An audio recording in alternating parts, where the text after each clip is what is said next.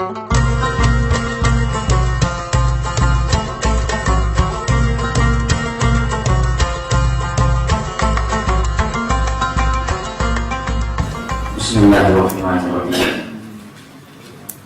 Alhamdulillahirabbil alamin. Wassalatu wassalamu ala asyrofil anbiya'i wal mursalin sayyidina Muhammadin wa ala alihi wa sahbihi ajma'in wa ba'du. Ashabul fadilah, para kiai, para undangan yang kami ta'zimkan,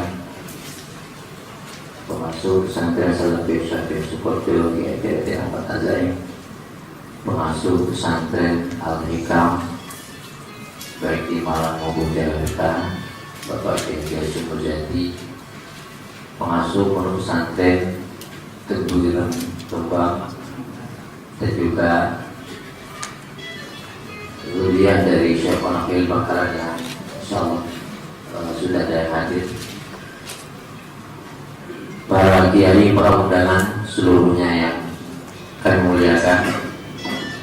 Alhamdulillah pada pagi hari ini menjelang siang ini kita bisa bertatap muka, bisa bermuasalah di tempat ini sesuai dengan undangan, bahwa acara ini adalah berangkat dari Bangkalan, Teguh Ireng, saat ini yang ketiga di PP Salafi Syafi'i Sukoharjo.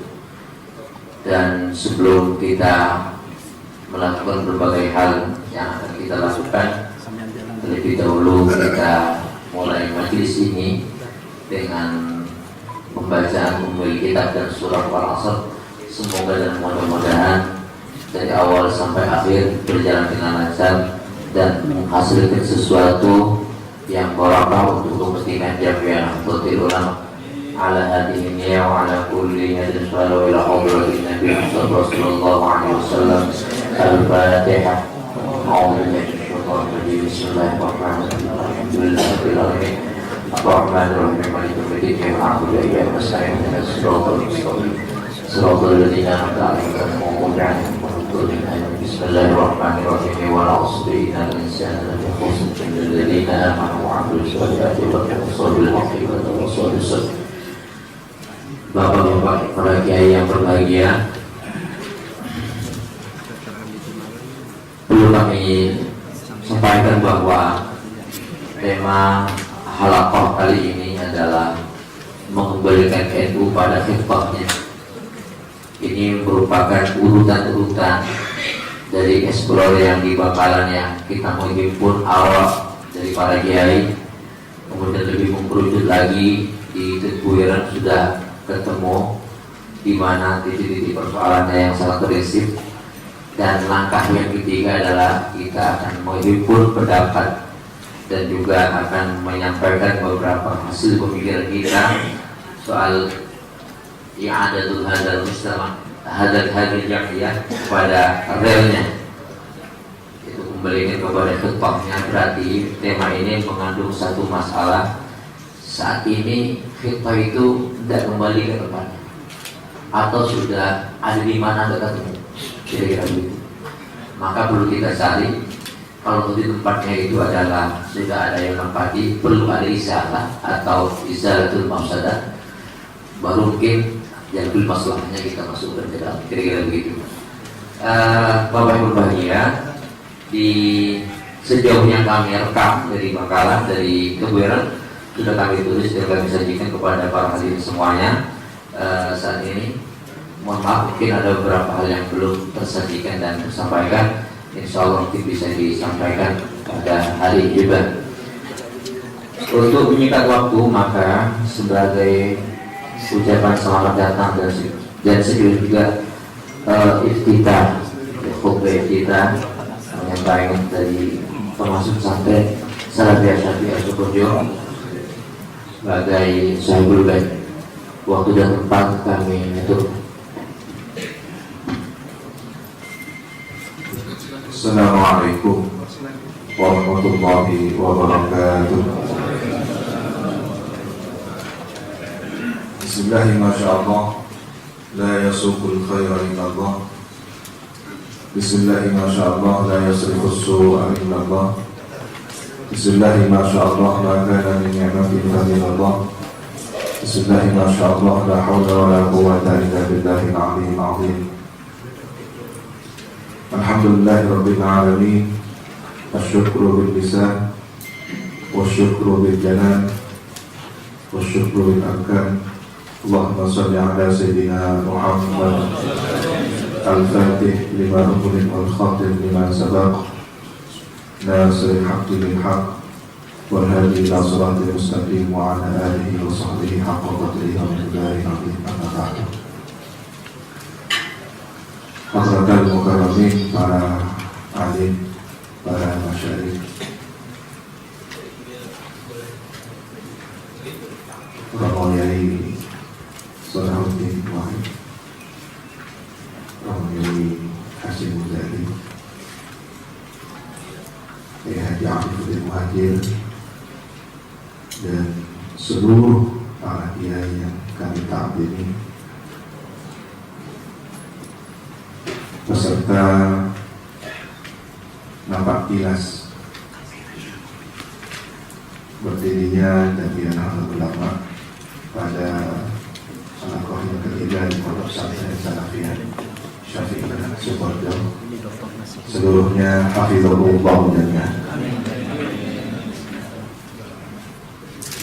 Alhamdulillah, berbahagia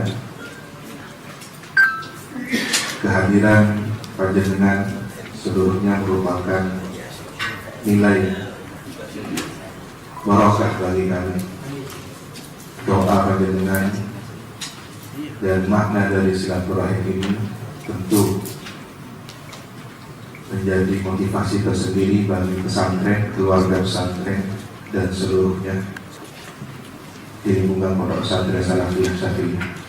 Jazakumullah ahsan jazaa wa ahlan wa sahlan bikum jami'an. Dan mungkin selama penyambutan hingga nanti berakhirnya acara jika terdapat beberapa hal yang tidak berkenan di hati para pendengar seluruhnya, tutur kata, suguhan dan sikap kami sebagai tuan rumah mohon segera dimaafkan. Ini keterbatasan kami dalam berkhidmah, terutama berkhidmah kepada dzurriyyah Syekhona Holil Bangkalan, dzurriyyah Hadratus Syekh Kiai Hasyim As'ari, dan seluruh para pengkhidmat, para muhibbin Jamiah Nahdlatul Ulama. Terakhir, harapan kami dari pertemuan ini lahir satu kesepakatan antara pernyataan sikap atau rekomendasi yang benar-benar menyejukkan, tegas namun menyejukkan dan memberi manfaat, kontribusi besar kepada Jamiah Nahdlatul Ulama di masa-masa yang akan datang. Demikian yang mungkin bisa disampaikan. Al-afwa minkum ihdinas siratal mustaqim. Wassalamualaikum warahmatullahi wabarakatuh.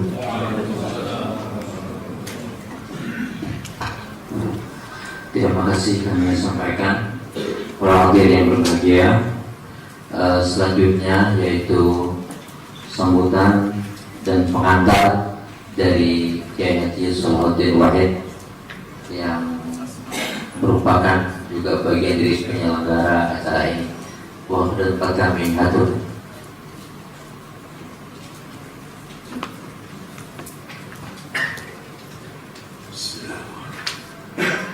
Assalamualaikum warahmatullahi wabarakatuh. Alhamdulillahirabbil alamin. Wassalatu wassalamu ala asrofil anbiya wal mursalin Sayyidina Muhammad sallallahu alaihi wasallam. Yang saya muliakan para ulama, para kiai, wabil khusus tuan rumah Sohibul Bait Pesantren Sukoharjo, Kiai Al-Zaim, Pak Kiai Hasyim Muzadi, Pak Kiai Afifuddin, Kiai Lutfi Basori, Bapak-bapak sekalian, dan saya sebutkan satu persatu. Alhamdulillah hari ini kita bisa berkumpul di pesantren Pesantren Safiya Sukorejo untuk yang merupakan pertemuan ketiga setelah yang pertama di Bangkalan dan yang kedua di Tebuireng tanggal 12 September yang lalu. Kalau kita bicara pesantren Sukorejo, tentunya tidak bisa lepas dengan dari peran Kiai As'ad Syamsul Arifin yang kita tahu adalah santri yang didahului Kiai Syekhona Khalil untuk ke Tebuireng menemui Mbah Hasim dalam proses untuk mendorong Mbah Hasim memutuskan untuk mendirikan Jamiyah Nahdlatul Ulama. Yang kedua, pada tahun 84 ketika diselenggarakan Muktamar NU ke-27 yang sangat bersejarah. Dan yang ketiga pada hari ini. Artinya pesantren ini tampil pada saat-saat yang penting di dalam kehidupan NU. Ketika mau berdiri, ketika NU menghadapi kesulitan tahun 84, dan sekarang pun NU juga menghadapi kesulitan, menghadapi tantangan yang tidak mudah. Kalau tahun 84 tantangan dari luar, itu tantangan dari dalam NU sendiri, yang itu tentunya lebih sulit untuk menyelesaikannya.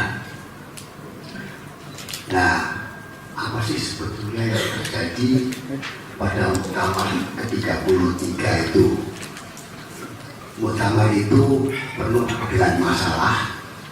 Saya bertemu dengan Profesor Nakamura, peneliti dari Jepang, ketemu di Jakarta, dan dia mengatakan ini muktamar terburuk yang dia lihat.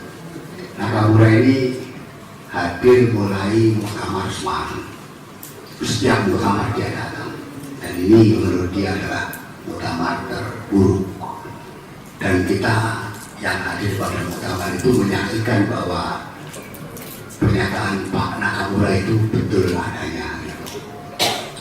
Nah, muktamar itu kan forum tertinggi dari organisasi NU, di mana peserta, yaitu utusan dari PC dan PB, mendapat kesempatan untuk menyampaikan pikirannya, menyampaikan pendapatnya.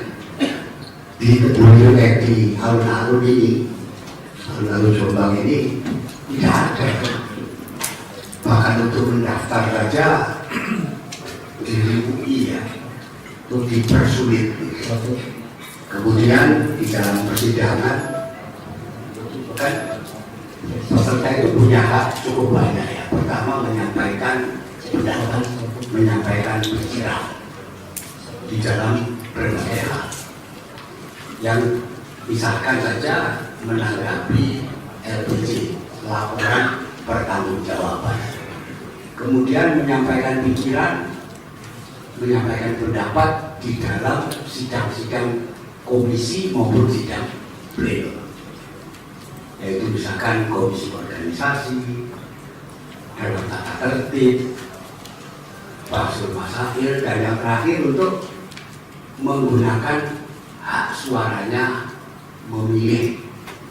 Dalam konteks muktamar sekarang ini, lepas dari pro kontranya, menggunakan hak suaranya untuk memilih anggota APWA yang merupakan tim formatir yang akan menentukan Islam.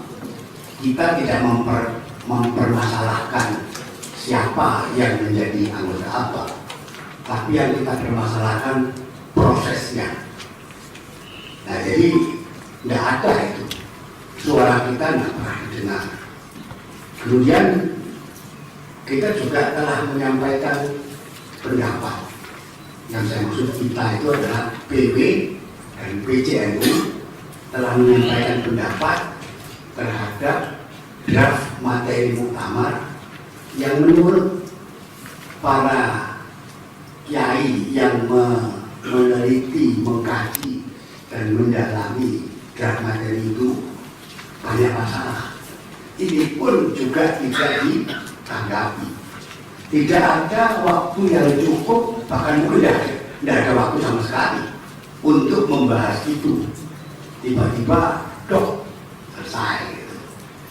Nah, untuk kepengurusan, PW dan PC telah memutuskan untuk menggunakan jalur hukum. Di sini ada pengacara yang kami beri amanah untuk melakukan itu, yaitu Dr. Lima Mayasani. Silakan berdiri biar dikenal. Ini walaupun kecil-kecil, pikirannya tidak kecil. Nah, jadi ini kita tidak membahas itu, cuma menceritakan saja prosesnya itu tidak benar. Seperti apa proses yang tidak benar itu? Pada tanggal 5 Agustus, sidang pleno memutuskan sistem AWA masuk ke dalam ADART. Ini pun bermasalah juga prosesnya, tapi kita anggap tidak ada masalah. Nah, selanjutnya kan harus diikuti dengan proses meminta pendapat peserta. Siapa kira-kira kiai atau tokoh yang layak untuk ditampilkan sebagai anggota AWA atau sebagai tim formatir yang memilih Rois Am. Itu harus dilakukan setelah sistem AWA masuk ke dalam ADART. Sudah disiapkan, dilakukan verifikasi terhadap para rois yang mempunyai mandat, mempunyai hak menggunakan hak pilihnya atau suaranya itu. Dan kami kawan-kawan yang menginap di Teguiran sudah menyiapkan juga, daripada menulis satu persatu lama, membawa dari Teguiran itu daftar 9 orang. Antara lain ada 2 nama yang ada di sini, Pak Hasim Muzaki dan Pak Ali Akbar Marbun dan lain-lain. Tapi ternyata tidak ada. Ternyata tidak ada kesempatan untuk memasukkan data itu. Tiba-tiba diumumkan bahwa telah ada 9 nama anggota AWA. Dari mana datangnya itu kan? Kok ujuk-ujuk ada 9 nama ini?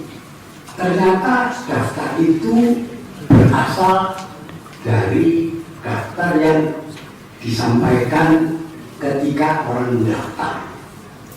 Jadi memang pada waktu itu panitia meminta orang mendaftar sambil menulis 9 nama. Bahkan suruh mengambil dari 9 nama yang ada dalam daftar 39. Itu juga tidak benar. Nah, 70%, yaitu mereka lebih dari 70% yang menginap di Teguiran tidak mengisi daftar itu karena tidak ada keharusan. Wong sistem AWA itu belum diputuskan di ADART kok sudah dilakukan nama-nama itu kan tidak pernah. Mestinya dilakukan setelah sistem AWA itu diterima di dalam ADART. Nah, akhirnya dimunculkan nama itu, yang tertinggi itu mendapat suara 313. Menurut kami, mungkin yang mengisi daftar itu sepertiganya. Jadi kurang lebih 160 atau 70. Terus dari mana datangnya angka 313 itu? Itu karena arang. Nah, tapi yang lebih benar lagi ya mestinya menerima daftar itu atau menerima usulan itu setelah ADART disahkan. Saya mencoba mengambil perumpamaan seperti ini. Di sini kebetulan ada hari tahun ini pemilihan Bupati Situbondo ya. Nah, kan waktu itu membuka pendaftaran, katakan saja tanggal 5 Agustus sampai 8 Agustus, katakan saja itu waktunya. Apakah calon yang mendaftar tanggal 2 Agustus itu boleh pilkada enggak? Apa ada orang yang mendaftar tanggal 2 Agustus kemudian masuk dalam daftar calon? Kan tidak boleh. Yang daftar setelah ditutup, setelah KPU menutup juga tidak boleh. Jadi ini juga sama. Mestinya pendaftarannya itu yang setelah ADART itu memperlakukan sistem awal. Secara bergurau saya bilang ini kan sama dengan hamil duluan baru nikah, kan? Hamil duluan ya daftarnya itu janinnya. Kemudian nikahnya ya ketika dimasukkan dalam sidang itu. Jadi itu jelas tidak sah. Tapi biarkanlah itu akan diproses di dalam sidang pengadilan. Kemarin kami sudah mendaftarkan itu ke Betun, pengacara sudah mendaftarkan ke Betun, terus ditarik, bukannya tidak jadi, tapi diperbaiki, diperkuat tuntutannya supaya bisa lebih menjamin keberhasilan kita. Nah itu. Nah sekarang beralih kepada masalah ADART yang dianggap menyimpang ataupun di dalam masalah masail. Nah, saya di dalam berbagai kesempatan di wawancara saya katakan ada dugaan penyimpangan ADART ataupun penyimpangan ajaran Ahlussunnah wal Jamaah, dugaan. Nah, jadi kesempatan hari ini dan berikutnya juga kita mempertajam dan memperkuat yang namanya dugaan itu untuk bisa kita tampilkan kepada yang menamakan diri PBNU. Ini zaman dulu Pak tahun 62 itu kalau Bung Karno pidato yang menamakan dirinya Malaysia. Sekarang juga kita juga harus begitu. Membuat kawan-kawan kan belum ada PBNU. Jadi yang menamakan diri PBNU kita sampaikan kepada mereka. Nah saya tidak tahu seandainya ada hal-hal yang kita anggap menyimpang, apa perlu kita komunikasikan kepada mereka atau tidak? Apa perlu kita duduk bersama dengan mereka atau tidak untuk memastikan bahwa memang terjadi penyimpangan? Kemudian kita sampaikan penyimpangan itu tidak bisa Anda lakukan. Anda harus kembali kepada apa-apa yang sudah tercantum di dalam ADART. Kalau memang mereka mau kembali ya selesai. Tapi kalau tidak mau kembali dan kita anggap itu menyimpang, tentunya kita berupaya untuk menyelenggarakan MLB untuk mengembalikan ajaran yang kita anggap memang itu kepada daerah yang sesungguhnya. Itu menurut saya yang perlu kita lakukan dalam kesempatan hari ini maupun kesempatan berikut supaya betul-betul apa yang kita anggap penyimpangan itu muncul secara jelas dan tidak terlalu panjang tentunya uraiannya berupa butir-butir yang apa kalau istilah Bung Karno dulu cetok welo-welo apa namanya gablak bahwa itu memang menyimpang.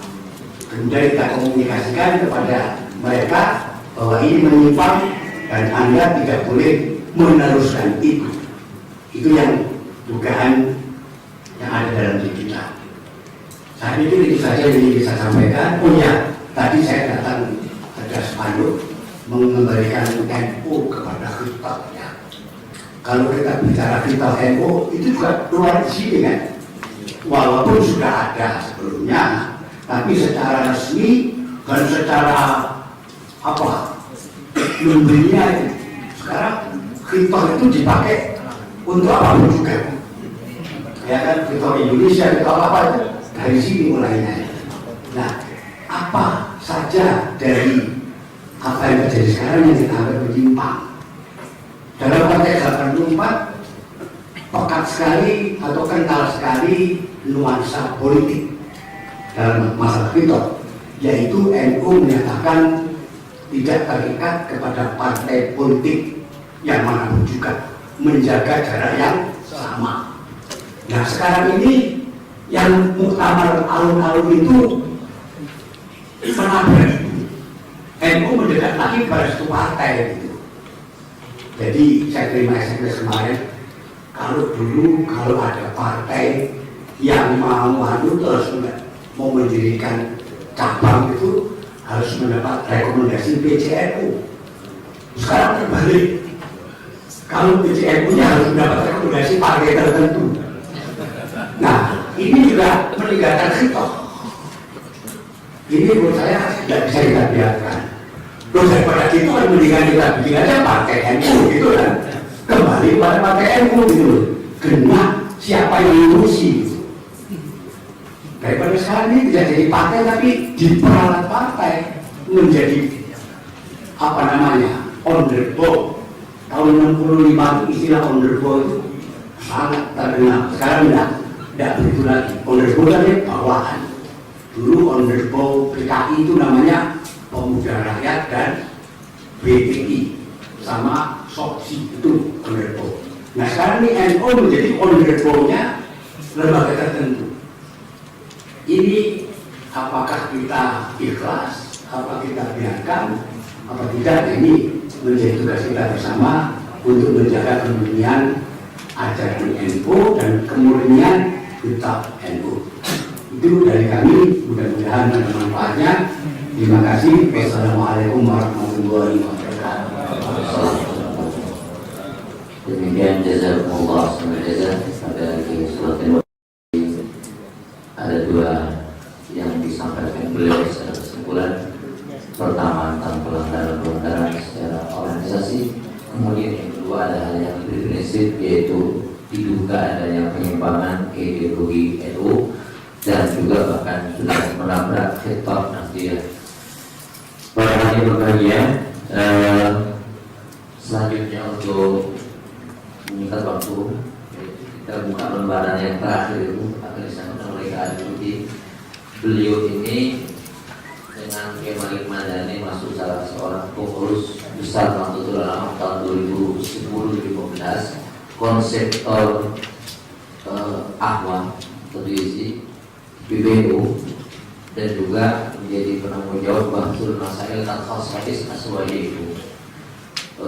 Ini akan menyampaikan beliau. Perlu kami sampaikan bahwa setelah acara itu kami komunikasi dengan salah seorang teman di Jakarta yang menangani tentang pempublisan Khaswatis itu.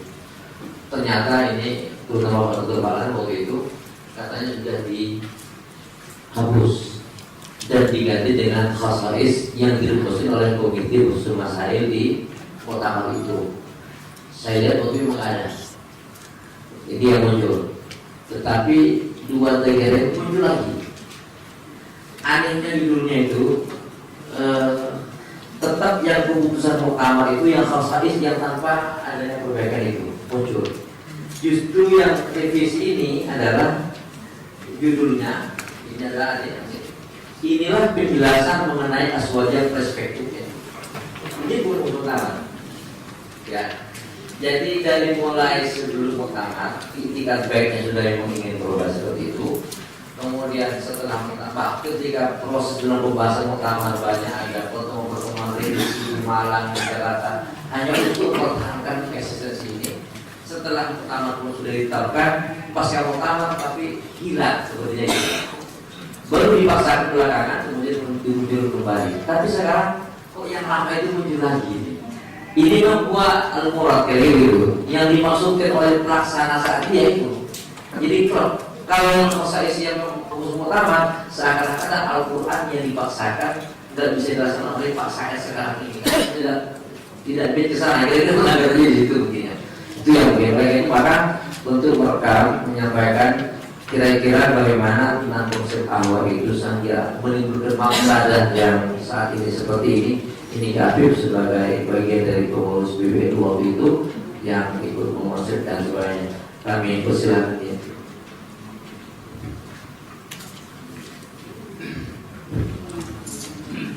Assalamualaikum warahmatullahi wabarakatuh. Bismillahirrahmanirrahim. Alhamdulillahi rabbil alamin. Wassalatu wassalamu ala asyrafil mursalin wa sayyidina Muhammadin sallallahu alaihi wasallam wa ala alihi wa sahbihi أجمعين أما بعد المكرم Kiai Salahuddin Wahid, المكرم Kiai Hasyim Muzadi, المكرم Kiai Ahmad Alaihi Ibrahimi, المكرم Kiai Haji Basari, المكرم Kiai Ustaz Khairan Syakul, al-mukarramin para kiai yang hadir dalam halqah yang ketiga ini. Barangkali langsung saja apa yang ingin saya sampaikan tidak jauh berbeda mungkin dengan apa yang disampaikan oleh Kiai Salahuddin Wahid. Barangkali apa yang saya sampaikan berjudul Muktamar Tiga-Tiga antara proses dan produk. Artinya kita menyoroti muktamar tiga-tiga itu dari dua sisi proses dan sisi produk.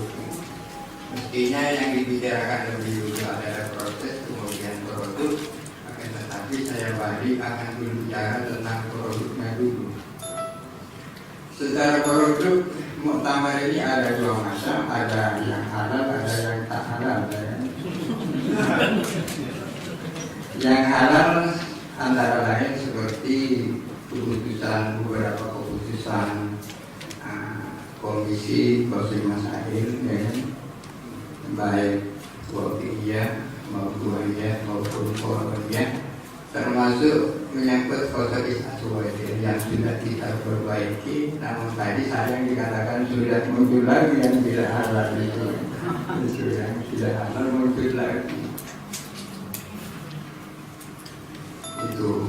Yang kedua, yang halal menurut saya, yang secara umum itu halal adalah produk muktamar yang tidak ada hubungannya dengan pro kontra persoalan ahwa itu. Baik pakai hak maupun pakai hak sama-sama masalah itu. Walau taruhan aku ahwa'ahum atau wajah butaan ahwa, sama-sama masalah.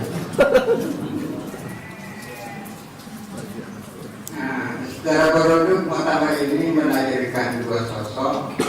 Yang pertama adalah Rois Am, yang kedua adalah ketua umum. Rois Am itu sesungguhnya adalah ketua umum juga. Saya membedakan antara Kiai Ma'ruf dan Pak Said. Ada perbedaan menurut saya. Kiai Ma'ruf menurut saya merupakan sosok yang tak bermasalah. Saya melihat beliau adalah salah seorang kaum nahdien yang terbilang alim. Pemikiran keagamaannya ya sama barangkali dengan kita semua. Sama fikihnya, akidahnya sama. Akan tetapi ada saja yang mempersoalkan Kiai Ma'ruf. Yang dipersoalkan karena dianggap keluar dari tradisi BBNU.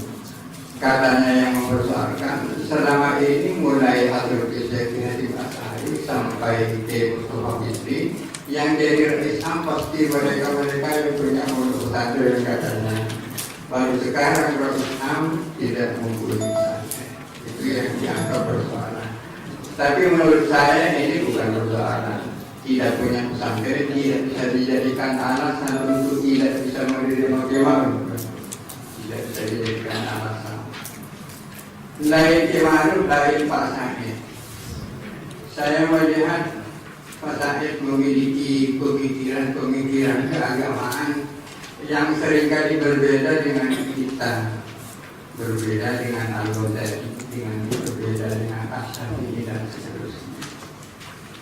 Berbicara tentang Pak Said barangkali ada hubungannya dengan fenomena yang terjadi di dunia ini, yang mana dunia ini tak lepas dari kelompok-kelompok ekstrem, ya, baik ekstrem kanan maupun ekstrem kiri. Salah satu contohnya ya, terjadi juga di negara kita. Di antara kaum muslimin di Indonesia ini ada yang ekstrem kanan, ada yang ekstrem kiri. Yang ekstrem kanan adalah ada firqah takfiriyah gitu. Ada kelompok-kelompok masyarakat Islam yang sangat gampang mengkafirkan orang. Ini ekstrem kanan. Orang-orang yang sudah bersahadat bahkan rajin melakukan salat menghadap kiblat, tak luput juga dari pengkafiran. Gara-gara melakukan ziarah kubur tawasul sudah kita sebagai kafir, ini kan ekstrim kanan. Tetapi di sisi yang lain ada kelompok yang sudah tak mau mengkafirkan Yahudi dan Nasrani, yang ekstrim kiri sudah tidak mau mengkafirkan Yahudi dan Nasrani, bahkan yang lain-lain. Mereka bukan tidak punya dasar, ada dasarnya juga. Akan tetapi yang dijadikan dasar adalah ayat-ayat mutasyabihat dengan mengesampingkan ayat-ayat muhkam. Padahal yang selama ini kita pegang adalah kalau kita dihadapkan kepada dua ayat, yang satu muhkaman, yang satu mutasyabihat, yang kita pegang adalah struktur mutasyabihat di dalam muhkaman, kan gitu kan. Artinya menafsiri ayat-ayat yang mutasyabihat berdasarkan yang muhkaman. Oleh karena itu firman Allah yadullahu fawqa aydihim ar-Rahmanu 'alal 'arsy istawa harus ditafsiri berdasarkan qul huwallahu ahad lam yalid wa lam yulad wa lam yakul lahu kufuwan ahad, ditafsiri dengan laisa kamitslihi syai'un dan seterusnya. Tetapi karena ada suatu kepentingan dibanding menunjukkan muhkaman kepada yang mutasyabihat. Yang sering disampaikan ayat yang sangat populer di kalangan mereka itu, innal ladzina amanu wal ladzina hadu wan nasara was-sabiina man amana billahi wal yawmil akhir wa amila shalihan falahum ajruhum inda rabbihim. Berarti orang-orang Islam, orang-orang Yahudi, orang-orang Nasara, kaum Sabi'ah dan seterusnya sama saja ajruhum inda rabbihim. Ini sesungguhnya adalah ayat mutasyabihat yang ditafsiri dengan ayat-ayat muhkaman kan. Ayat-ayat yang tak bisa ditafsiri lain kan wa mayyul taqi wa yaristani dinan kan itu. Inna dina illallah Islam. Mau ditafsiri apa lagi kalau ini? Menurut data informasi yang sangat valid, Pak Syarif ada di sini juga kan. Itu yang paling disayangkan.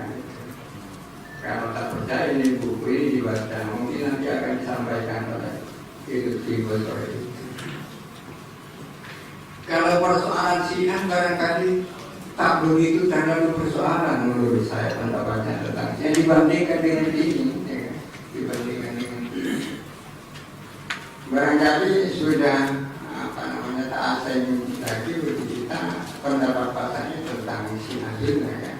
Termasuk orang yang ingin menyamakan antara Syiah dan Sunnah. Padahal itu merupakan sesuatu yang tak mungkin ya. Memadukan antara Sunnah dan Syiah sama ingin memadukan antara cinta dan benci, tidak mungkin. Tidak bisa seseorang sambil cinta sambil benci, tidak mungkin. Bukankah konsep Sunnah itu adalah hukus sahabat, sementara konsepnya Syiah adalah hukus sahabat. Masa mungkin dipadukan antara hukum dan sahabat, cinta sahabat dan menjadi sahabat, kan tak mungkin dipadukan.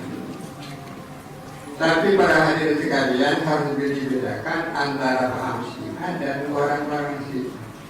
Paham Syiah harus kita perangi, tetapi orang-orang Syiah sebagai warga negara tetap harus dilindungi. Itu menurut saya harus dilindungi, pahamnya harus kita perangi, tapi orang-orangnya sebagai warga negara kan berhak juga berdomisili di negara ini. Para hadirin sekalian, itu perbedaan antara Ma'ruf dan Jasa. Jadi sebagai produk, menurut saya Ma'ruf tidak ada persoalan. Akan tetapi prosesnya seperti apa sehingga itu tampil sebagai Islam, itu yang kita pertanyakan. Berbicara tentang proses, barangkali kita harus berbicara tentang ahlul halli wal aqdi. Orang mengatakan apa bukan ahlul aqdi wal halli kan mestinya dulu membangun baru membongkar. Tapi dibalik ahlul halli wal aqdi. Tapi bahasa Indonesianya kan seperti itu juga. Orang-orang yang memiliki otoritas untuk melakukan bongkar pasang, kok bongkar dulu, bongkar pasang.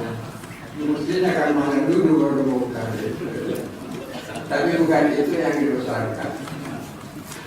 Saya ada termasuk orang yang selalu dilibatkan berbicara tentang konsep ahlul halil itu. Sejak 2 tahun yang lalu BPNU sudah bicara tentang itu. Kenapa BPNU berbicara tentang itu? Karena melihat muktamar 32 di Makassar itu yang dianggap banyak terjadi manipulasi. Oleh karena itu BPNU bertekad untuk mengubah sistem pemilihan dari langsung kepada tidak langsung ahlul halil. Dan itu sangat sesuai dengan visi kita. Al-Mawardi di dalam Al-Hakam Sultani mengatakan bahwa kaum muslimin ini terbagi kepada 2 bagian. Kelompok pertama namanya Ahlul Imamah, yang kedua Ahlul Ikhtiar.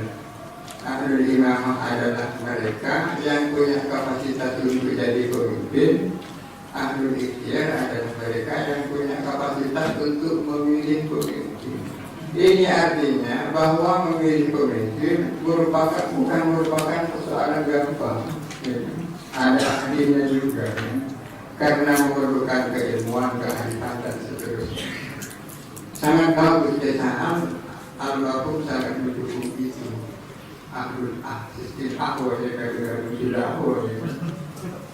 sudah akhwat.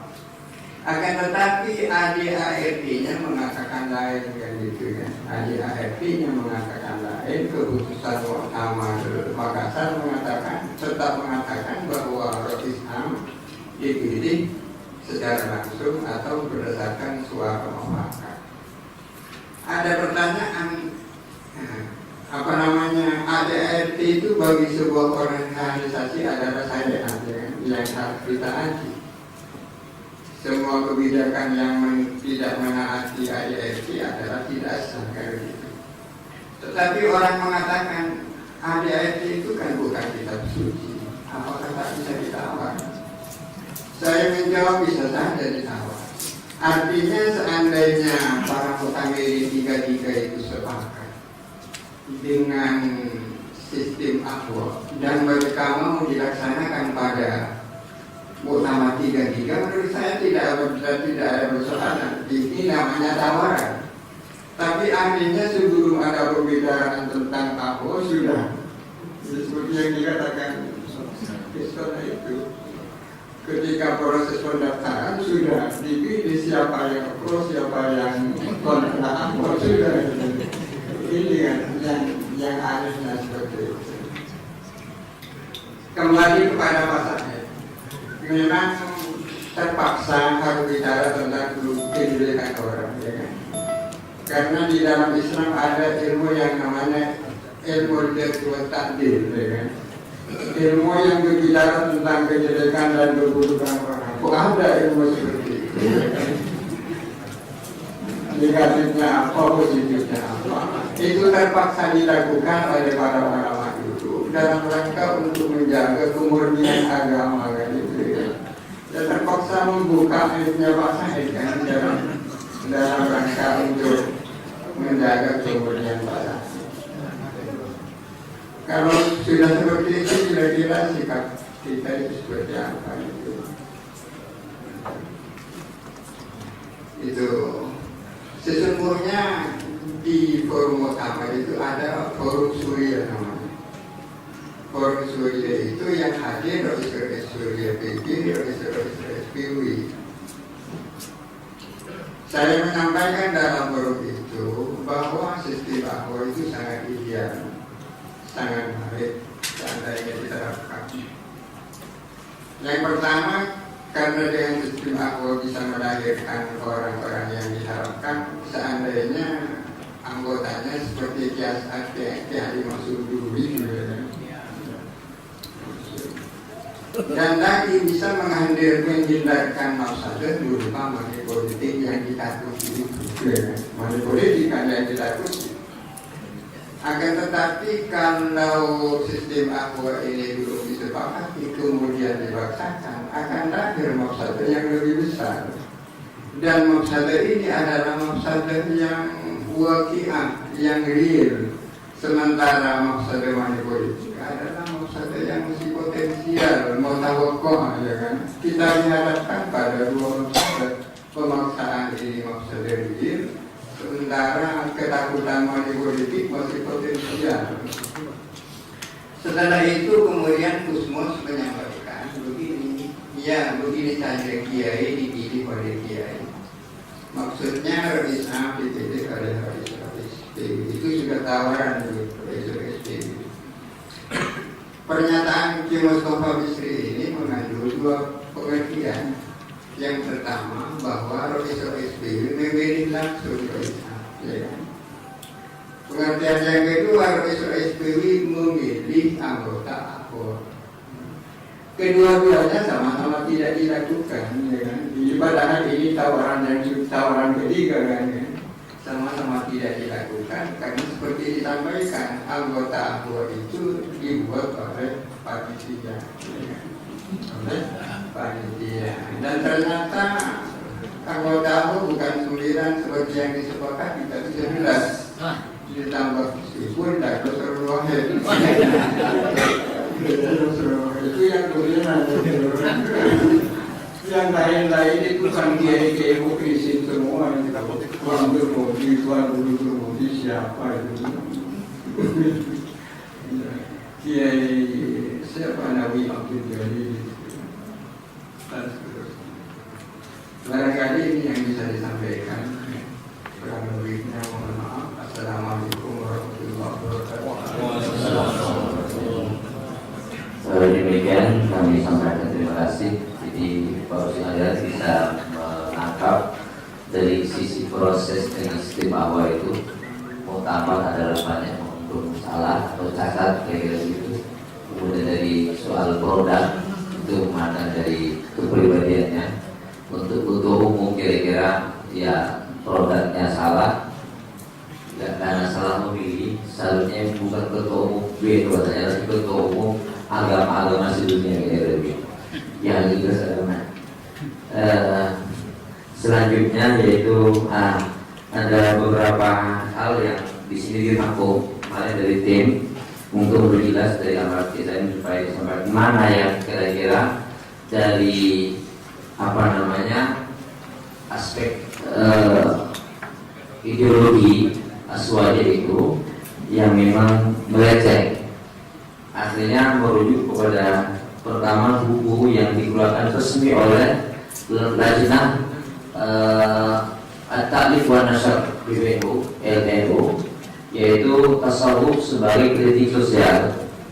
Itu dikarang oleh Pak Bapak Said Agil Siroj dan diterbitkan oleh lembaga resmi penerbitan di PBNU. Dicari di situ, akhirnya muncul ini.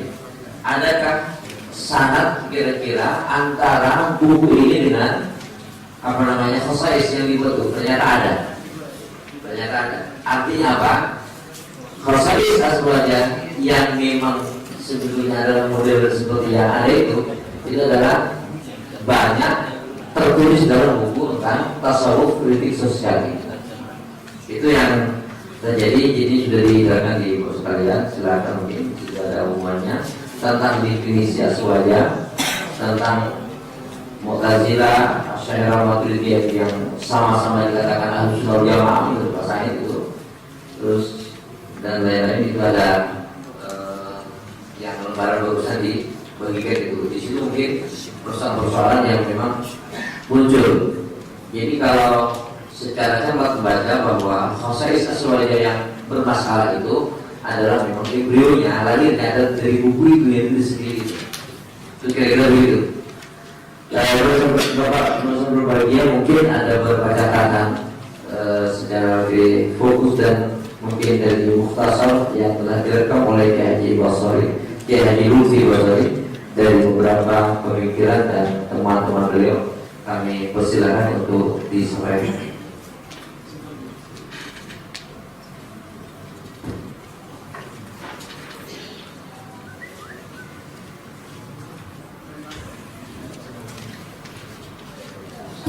Assalamualaikum warahmatullahi wabarakatuh. Alhamdulillah wassalatu wassalamu ala Rasulillah Sayyidina Muhammad bin Abdullah wa ala alihi wa sahbihi wa man wala wa la hawla wa la quwwata illa billah wa ba'd. Hadratul mukarramin, ma'asyiral ulama al-fudala, ma'asyiral asatidz al-qurra, wabil khusus sahibul bait akhina fillah Kiai Haji Hazaim Ibrahim dan juga Kiai Afifuddin Muhajir yang kita hormati juga, kemudian Kiai Hasim Muzadi dan Kiai Salahuddin Wahid serta para kiai yang tidak dapat saya sebutkan satu persatu namanya tanpa menghormati penghormatan saya kepada antum semua, dan juga tak lupa tamu kita yang datang dari jauh, Kiai Ali Akbar Mahmud dari Aceh, mudah-mudahan dari Medan, mudah-mudahan kita semua hari ini mendapatkan rahmat dan hidayah dari Allah. Bapak-bapak yang dirahmati oleh Allah, sejatinya yang menyampaikan masalah ini sebagaimana yang saya tahu dari penjadwalannya itu adalah akhirnya Al-Ustaz Muhammad Idrus Romli yang sudah membuat tulisan Selamatkan NU dari bahaya pemikiran Said Akhil Sirot dan Islam Nusantara. Ini bukunya saya kira untuk semua sudah mendapatkannya. Jadi kurang lebih 4 atau 5 hari yang lalu saya ditegur Pak Ibuya, ditanya hari ini kosong apa enggak, saya bilang kalau bisa kosong, luang waktunya ya, kalau lagi nganggur boleh datang. Ya, tiba saya hanya mendengarkan antum semua musyawarah karena untuk masalah apa ini halakoh ketiga ini saya mendatang baru ya. Saya kira ada yang di Bangkalan, juga tidak hadir yang ada di Sabudiran. Nah sekarang ini saya hadir, tentunya ingin mendapatkan banyak keterangan dari para musyawirin. Itu tujuannya. Pagi tadi, maaf semalam saya berangkat, saya telepon dengan saat itu Sobri karena saya dengar beliau komisi, saya tanya acaranya apa, itu maksudnya. Setelah saya tanya, kata beliau saya sendiri tidak bisa hadir. Kenapa? Ada kemantenan, keponakan atau apa? Waduh, saya mau tanya sama siapa? Akhirnya saya ada kawan yang sering komunikasi dengan Kiai tadi. Saya bilang, Kiai, saya ini mau ikut hadir tapi tidak tahu acaranya apa ya. Akhirnya saya bilang kalau beliau, ayo katakan saya juga tak begini. Ternyata beliau juga tidak tahu itu acaranya apa gitu. Ya sudah, bismillah. Saya masuk di sini, saya datang pada Kiai Hazaim. Masih kamu nggak diundang ya? Kata beliau. Alhamdulillah ini kamu diundang secara tertulis barangkali, tapi yang mengundang adalah Mbah Gio dari Asad Samsul. Mudah-mudahan ada manfaatnya. Kemudian tadi saya di sini Pak Iban Sampur di Hashim. Dari Wong Jawa ke Iban Sampur. Maunya datang mendengarkan, ikut makan, ternyata disuruh hukum juga di sini di Iban Sampur. Karena itu kalau nanti ada hal-hal yang tidak sesuai dengan harapan panitia, sebut saja sini tayamum ya. Tayamum kan tidak sempurna. Kalau saat itu sekolah tetap berarti beliau adalah pemuduknya lagi berat. Jadi saya tayamum. Nah, bapak-bapak dan ikhwan semua, tentu saya tidak bisa menggambarkan semua apa yang ditulis oleh Ustaz Idrus Romli karena bukan saya menulisnya. Waktu telepon saya tanya, Ustaz, saya juga bawa buku. Kalau nanti sama butuhkan tatkala menerangkan di pertemuan, bukunya ini saya bawa, ini saya beli lama, ini saya belinya sudah lama ini. Namanya tasawuf sebagai kritik sosial. Waktu itu saya pergi ke Gramedia di Malang, Pak Syed. Wah, ada menarik ini, saya beli. Ternyata dalamnya saya cuma gini-gini kepala ya. Itu, ini sebelum dikatakan akhir ya. Kemudian dulu sebenarnya saya ini pemerhati NU ya. Saya pernah ikut kepengurusan NU tatkala pulang dari Makkah Mukarramah tahun 1991 sampai 1993. Barangkali saya aktif di NU, FWC Singosari. Kemudian saya agak suka keluar kota, saya terpaksa dilayani begitu ya.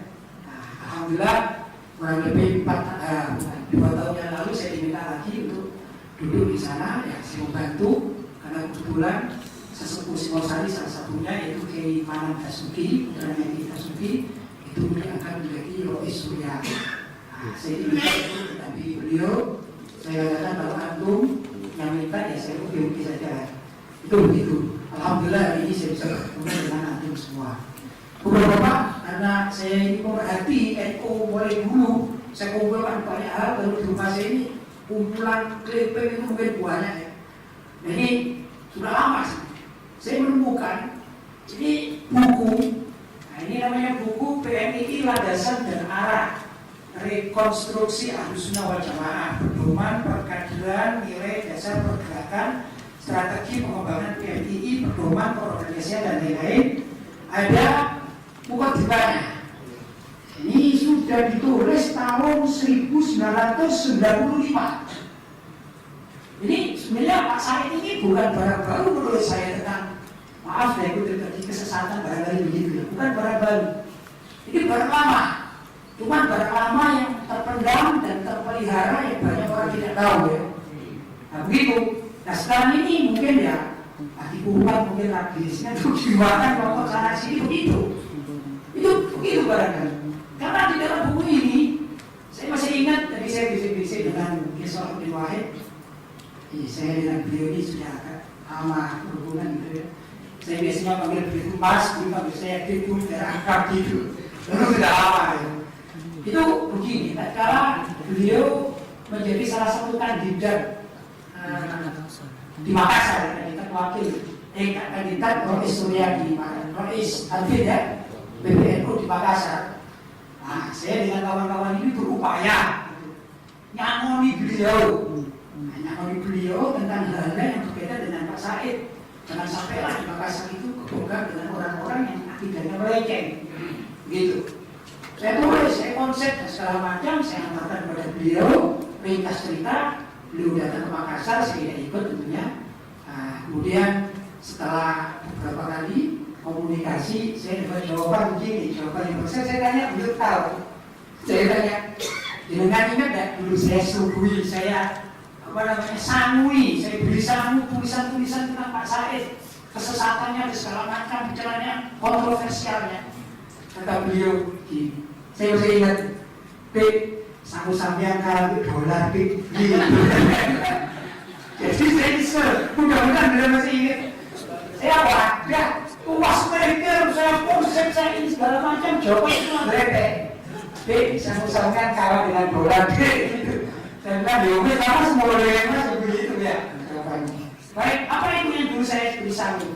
Sebenarnya apa yang ditulis oleh Said Idrus tidak jauh berbeda dengan apa yang saya sampaikan pada Kisah Abdul Wahid sama itu ya. Cuma beliau rupanya lebih senang dalam bentuk buku, sedangkan saya lebih senang dalam bentuk tulisan-tulisan kayak-kayan, kalimat-kalimat pendek gitu dulu ya.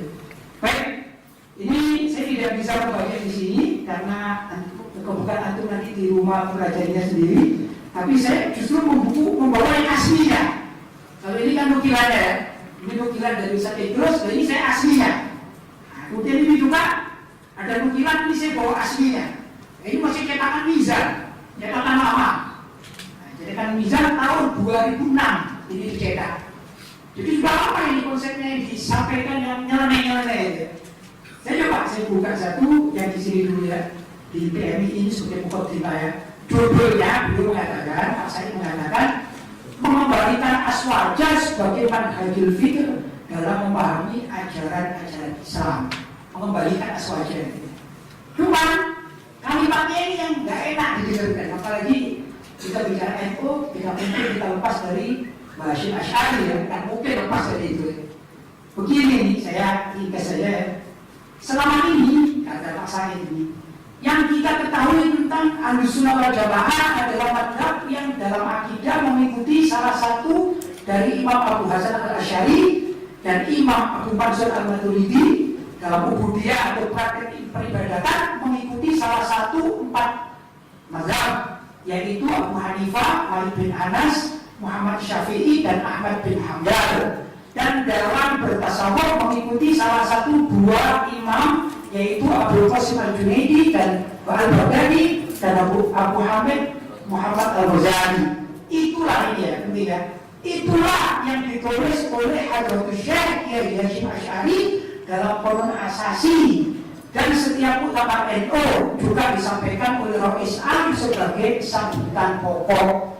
Lanjutannya yang penting ini, kalau kita mempelajari Ahlus Sunnah dengan sebenarnya, batasan seperti itu agak membuat kita risih. Katakan saja cukup memalukan. Karena kesederhanaan itu sebab Asy'ari dan ulama-ulama sepuh kita yang lain sangat manipulatif dan bersifat iftikar atau mengguli. Jadi menurut Pak Said, Hasyim Asy'ari itu orangnya yang mengguli, iftikar ya, kemudian juga cukup memalukan. Saya nggak bisa membayangkan gimana ini. Andai kata Kiai Hasyim Asy'ari masih hidup bersama kita, membaca semacam demikian, katakan, wah, tulisan antum itu memalukan, wah.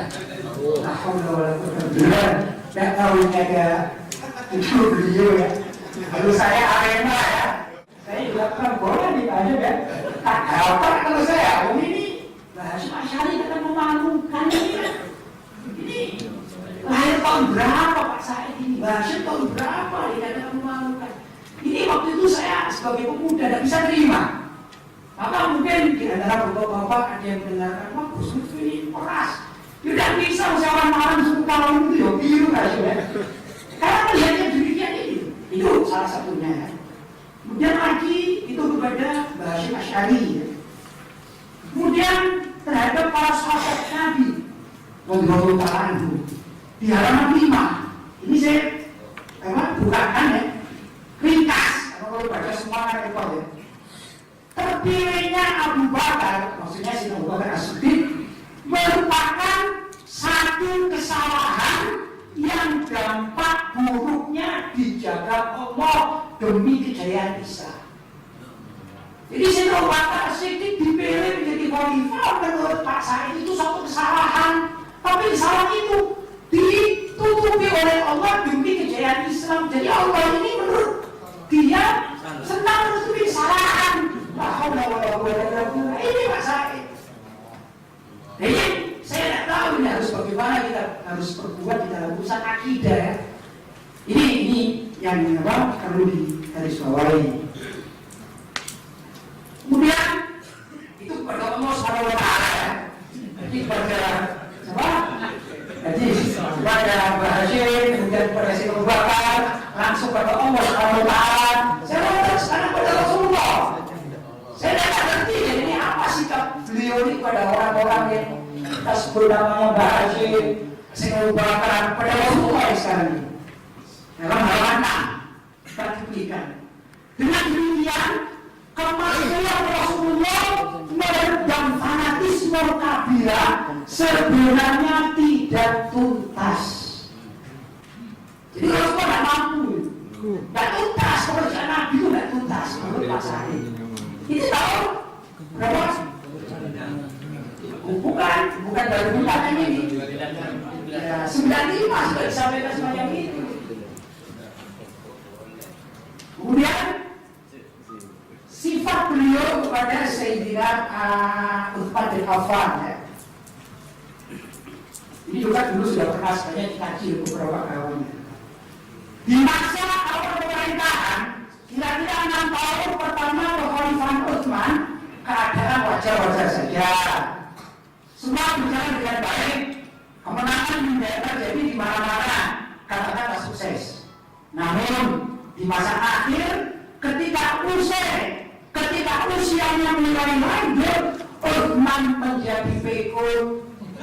Ini bahasa apa ya?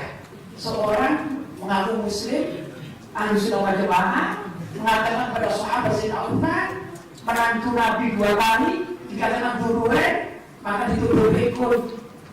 Kalau kita punya orang tua yang pikun, maaf, dituduh orang luar, kamu pikun ya, itu aja kita gak enak gitu kan?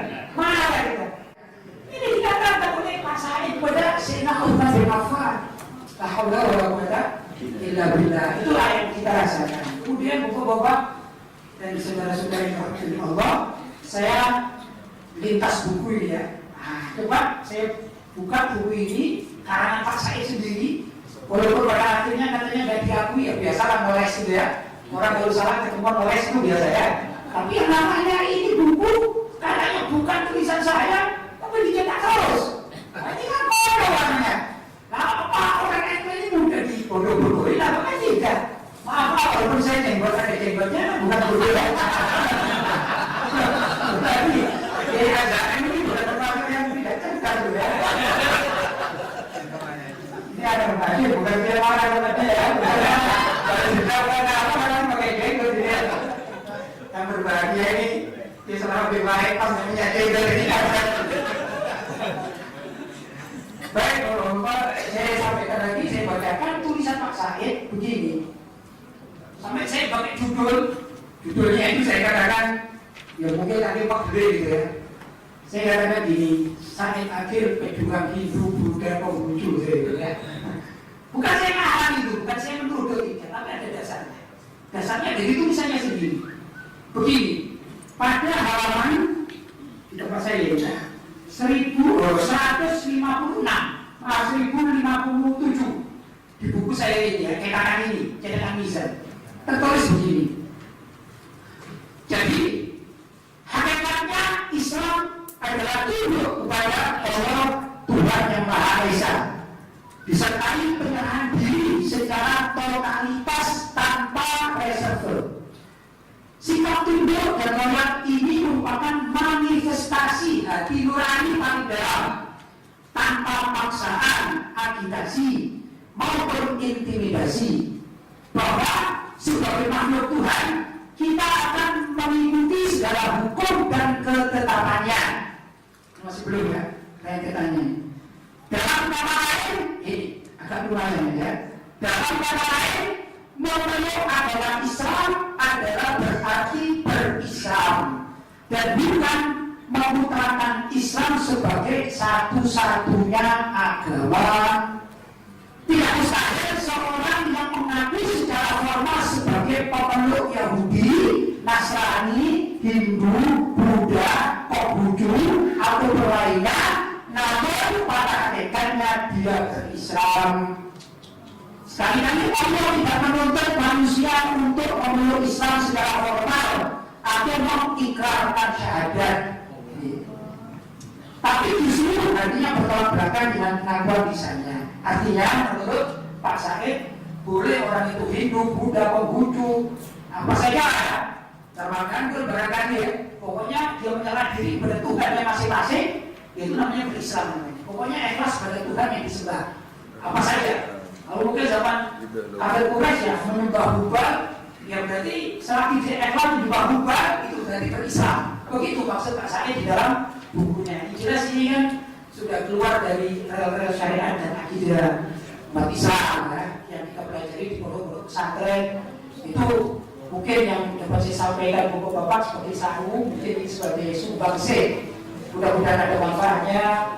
Kalau apa yang saya sampaikan kurang berkenan di hati Bapak-bapak, saya mohon maaf ya sebesar-besarnya. Wassalamualaikum warahmatullahi wabarakatuh. Demikian beberapa pemikiran, sebagian mungkin itu masih banyak yang lain. Ada yang sangat prinsip ketika bicara soal agama-agama dan dibawa ke dalam soal Ahlussunnah wal Jamaah. Jadi itu ditoprak semuanya gitu. Yang saat ini dan waktu di Makassar itu terpilih sebagai ketua umum PBNU, kemudian sangat pengaruh dalam kebijakan-kebijakan. Lalu kira-kira bagaimana kata kita dan seharusnya bagaimana?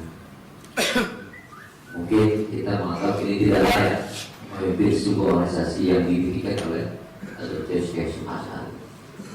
Tetapi kenyataannya WBB dan saat ini masih terpilih yang mengaku sebagai sebagai ketua umum PBNU yang saat ini walaupun tidak bisa tidak mampu.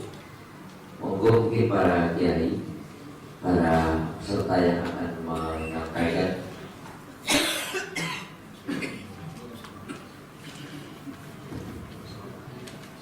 Baik,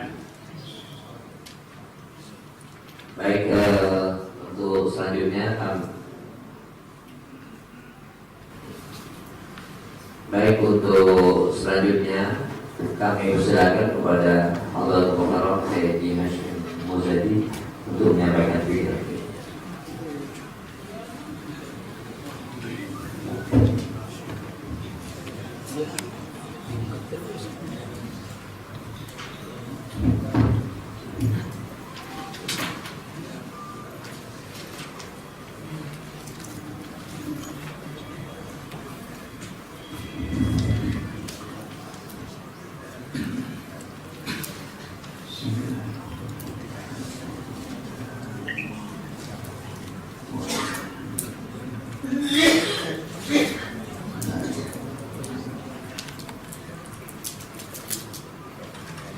Assalamualaikum warahmatullahi wabarakatuh.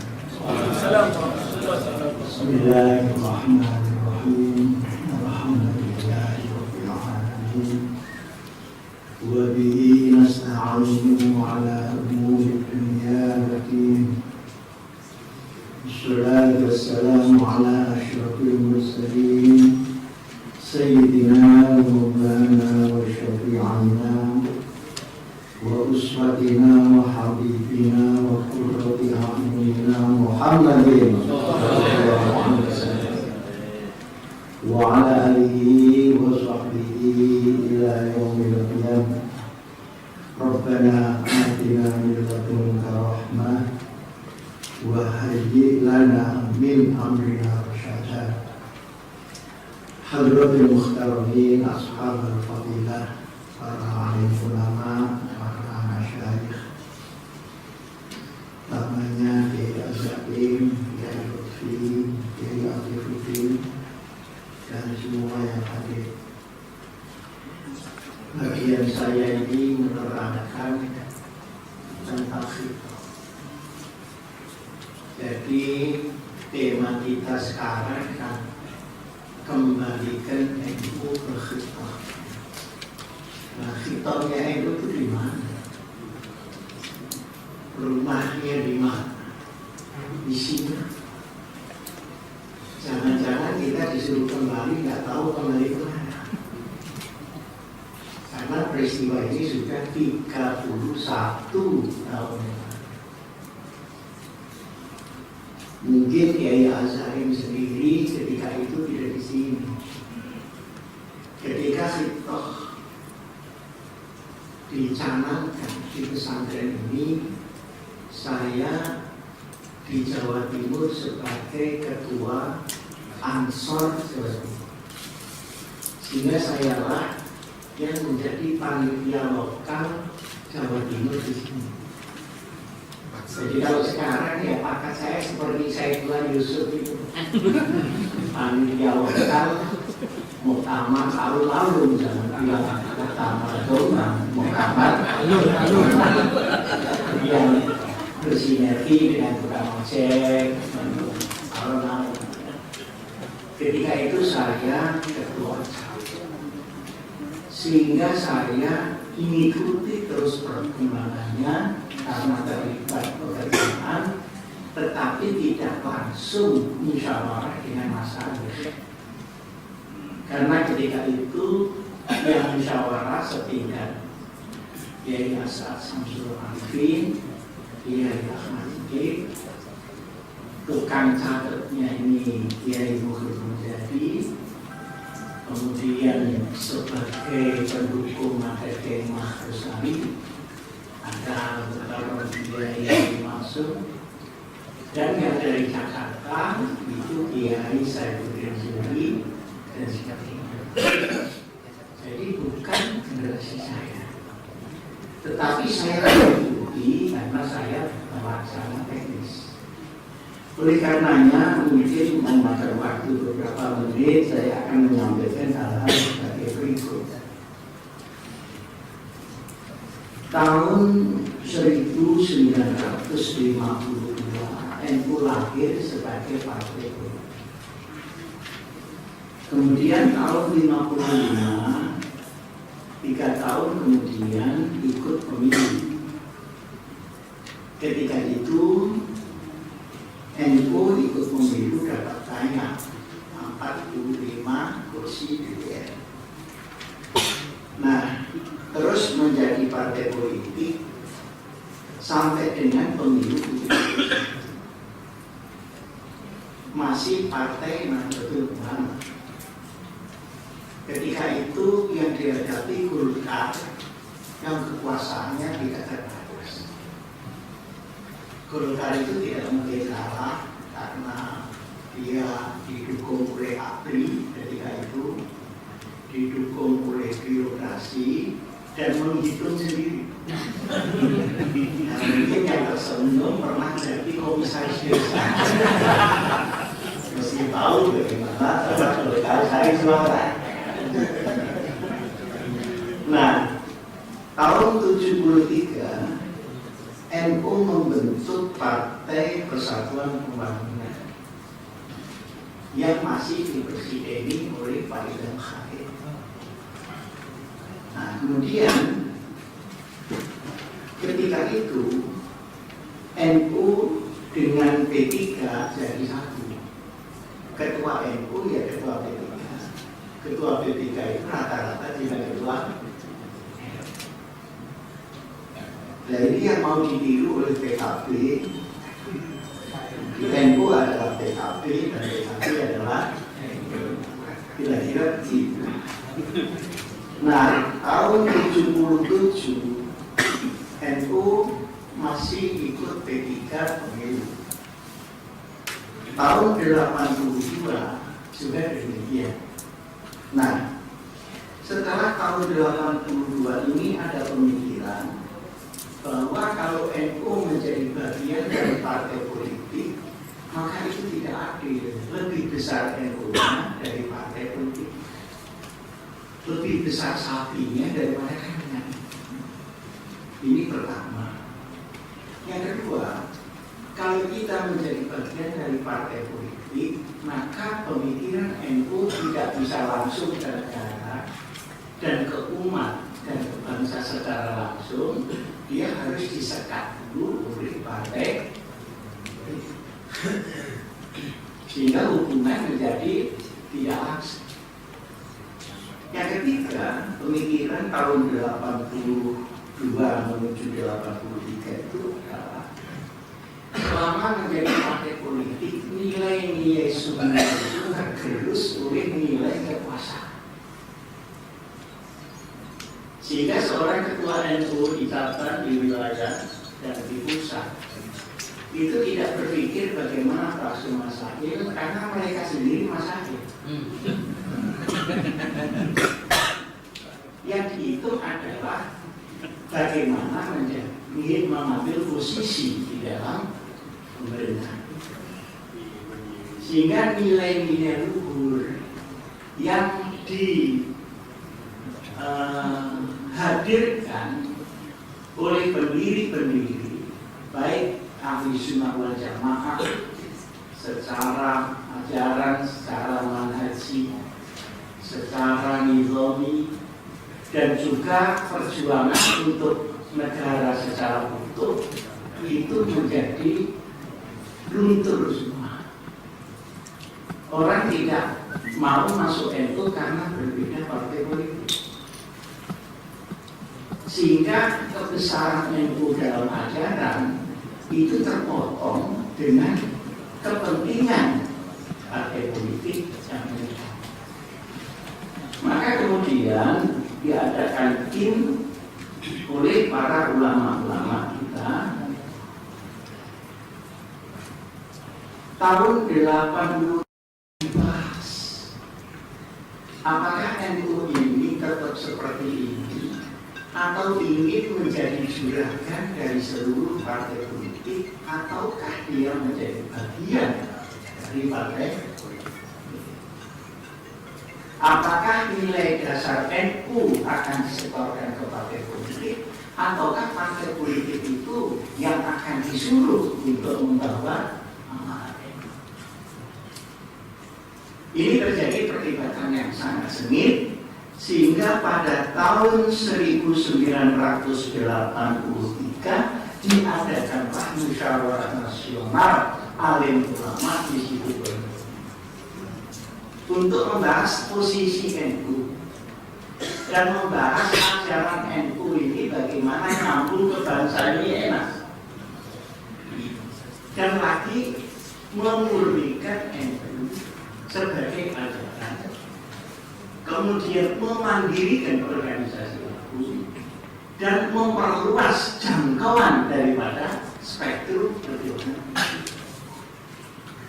Maka pertama kali pada tahun 1983 ada musyawarah nasional di sini, saya pun jadi panitia teknis. Yang isinya adalah pertama diadakan tasawur atau orientasi ulama-ulama, terutama ulama-ulama sepuh, tentang hubungan NU dengan negara secara langsung, hubungan agama dengan negara. Di sini menyangkut dua hal, posisi Pancasila dengan agama diletakkan di mana. Yang kedua, pemikiran kebangsaan yang disetorkan oleh NU ke bangsa ini apa? Kenapa ini menjadi pertanyaan?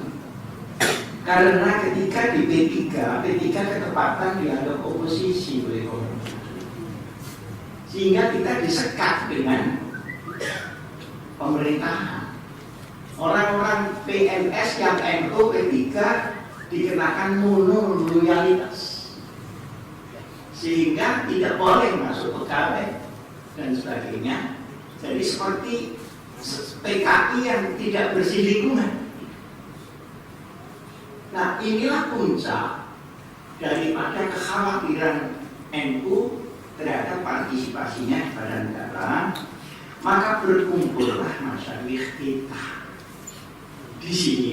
Sebelum Munas ada Kiai Ahmad Siddiq, ada Kiai Makhrus Ali di sini, Kiai Saifuddin. Nah, ketika itu ulama-ulama sepuh ini benar-benar diikuti ulama. Jadi apa kata beliau? Ya sudah, sami'na. Nah, ini sekarang jauh. Ganti Kiai Saifullah Yusuf, Kiai Muhaimin masing-masing mempunyai friksi-friksi. Nah, ketika itu komando ini mantap sekali. Nah, dikumpulkanlah para ulama secara timur bicara hubungan NU sama Pancasila itu bagaimana. Akhirnya terjadi dua kubu, ada yang dipimpin oleh Kiai Toha Mansur, ada yang dipimpin oleh Gus Dur. Kiai Toha Mansur itu masih berpendirian bahwa Pancasila itu bukan agama, tapi dua tegak. Nah, Gus Dur ketika itu mengatakan Pancasila itu hanya pintu gerbang untuk orang beragama masuk sehingga membangun Indonesia. Jadi jangan dipertentangkan, tapi menjadi wasilah yang muhimah di dalam pengembangan agama. Nah, ini tidak ketemu. Tapi Gus Dur ini pemikirannya ketika itu lebih strategis daripada pemikiran Kiai Toha. Nah, kenapa ini tidak selesai-selesai? Karena belum ada ulama yang memberikan taskhih terhadap pemikiran ini secara syar'i. Ini kan masih omong-omongan politik begitu, omong-omongan negara dan sebagainya. Nah, yang memberikan taskhih itu adalah Kiai Ahmad Siddiq. Barulah orang itu percaya, oh kalau begitu penerimaan Pancasila sebagai dasar negara ada dasarnya di dalam agama. Asalnya juga kafir-kafir aja gitu. Nah, kemudian yang dipakai ketika itu oleh Kiai Ahmad Siddiq pertama manhaj Syafi'iyah yang kita punya itu cukup luas. bukan hanya secara lafziah, tapi juga bisa maknawi, bisa hikmatul tasyrik, bisa maqasidut tasyrik, dan sebagainya dan sebagainya. Sehingga ini kalau diolor gitu, ini memungkinkan untuk mengakomodasi antara syariat dengan filsafat, dengan budaya, sepanjang yang tidak syar'i tadi tidak bertentangan dengan syariat Rasulullah. Yang kedua adalah digunakannya oleh Kiai Ahmad Siddiq menggunakan Mitsaqul Madinah.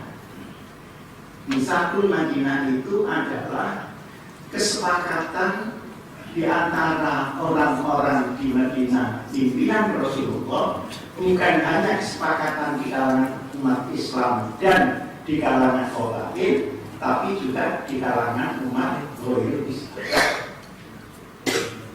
Nah, di situ kalau kita membuka, karena saya kira semua ulama juga punya kitabnya, ada ukhuwah bainal muslimin, ada ukhuwah bainal adyan, ada ukhuwah bainal qabail, ada ukhuwah sya'biyah. Ada mana yang boleh dikompromikan dengan agama lain dan mana yang tidak boleh dikompromikan dengan agama lain. Nah, baru kemudian para ulama itu bisa menerima bahwa antara hubungan dan Pancasila dengan NU di sini tidak mengalami kebuntuan. Nah, rumusan ini kemudian dibawa ke utama. Rumusan yang tadi saya sebutkan tadi, perdebatan yang sengit sampai yang ulama-ulama dari Madura ini takbir, yang ditakbiri sama kiainya. Padahal ya yang satu juga bisa lebih nyari takbir. Sampai begitu perdebatan di sini. Nah, kemudian ditengahi oleh Kiai Ahmad baru reda. Nah, reda ini kemudian disusun di dalam sebuah draft. Nah, ini kalau ulama dulu jujur begitu, jadi bukan bulat-bulat seperti di Jombang begitu. Jadi ini jujur dibawa ke alun-alun. Ini kemudian dibawa ke muktamar. Ketika muktamar, ulama luar Jawa masih mempersoalkan. Tetapi karena ulama-ulama yang besar itu di Jawa, maka akhirnya diterima. Nah, ini dalam soal hubungan agama dengan ideologi negara. Satu.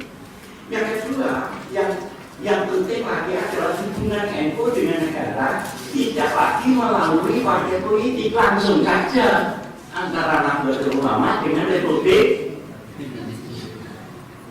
Dan ini menjadi lebih mandi. Anak-anak boleh masuk ke sana kemari, tetapi tidak menguasai. Ya, dianggap itu cari wanita sendiri-sendiri yang berada pada rezeki yang berkah. Amin, begitu aja.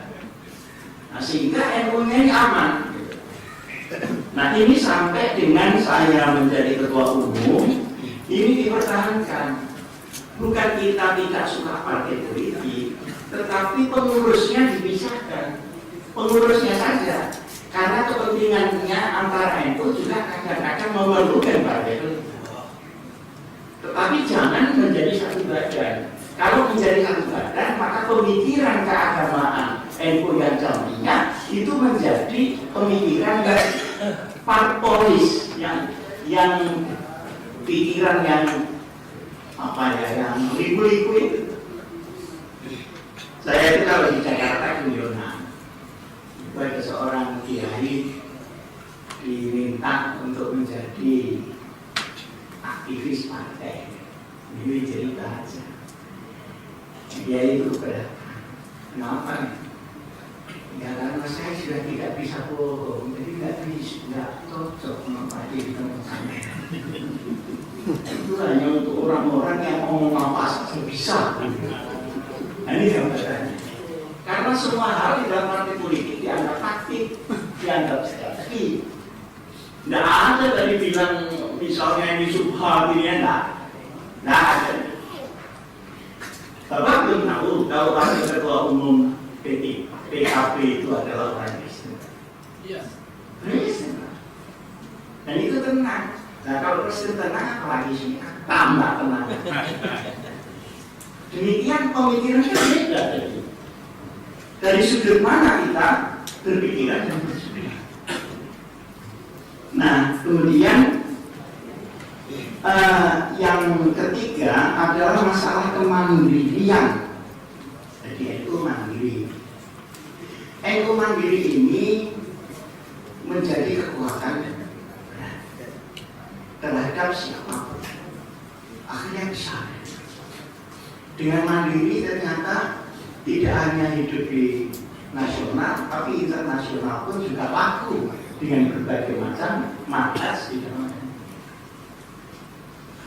Nah ini banyak mengkhawatirkan banyak orang kalau NU kebesaran. Kalau NU kebesaran itu juga repot orang lain. Maka usaha pekerjaannya juga ada. Para bapak,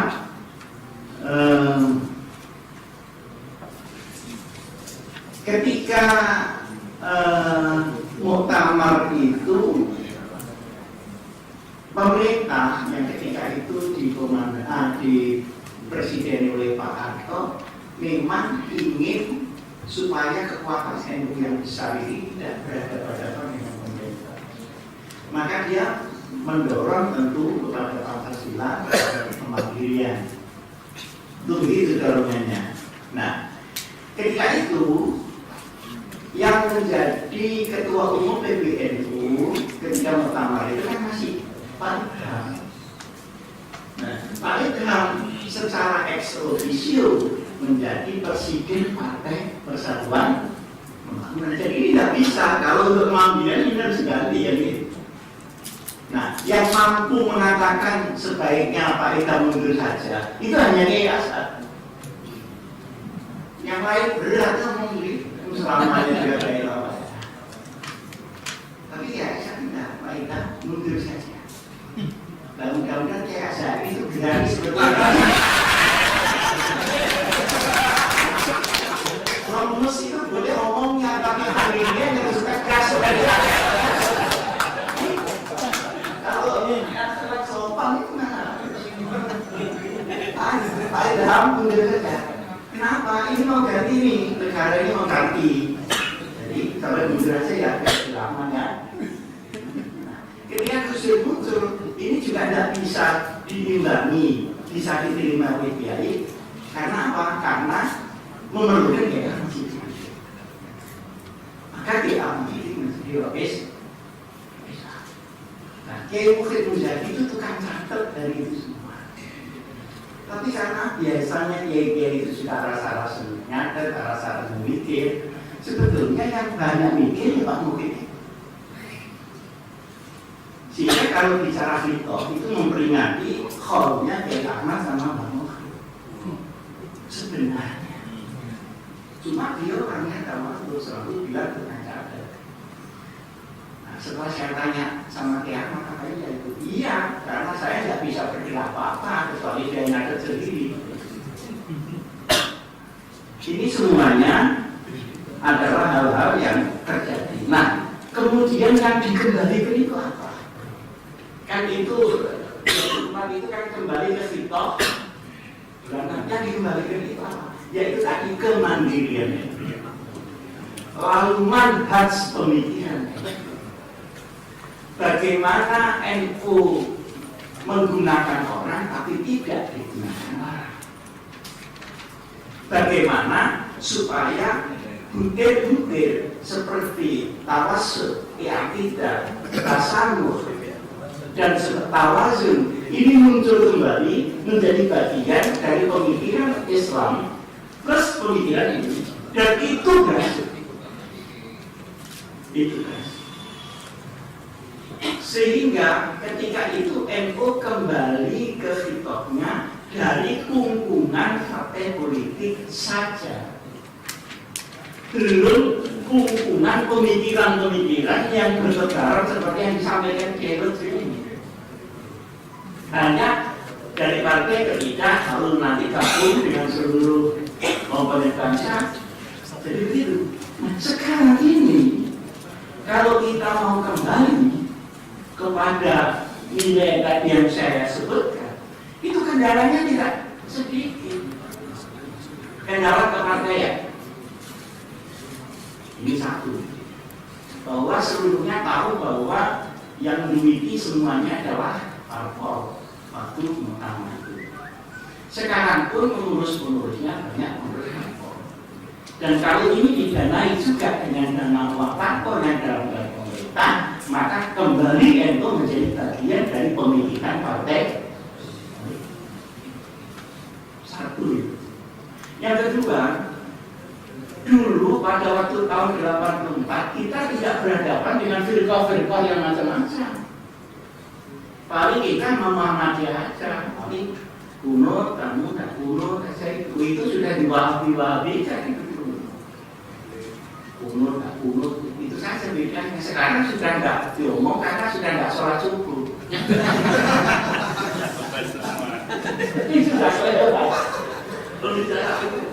Nah, kita menghadapi firqah-firqah yang rukun, dan ini datangnya persis pada saat reformasi itu dan sudah berkembang secara selama 15 tahun.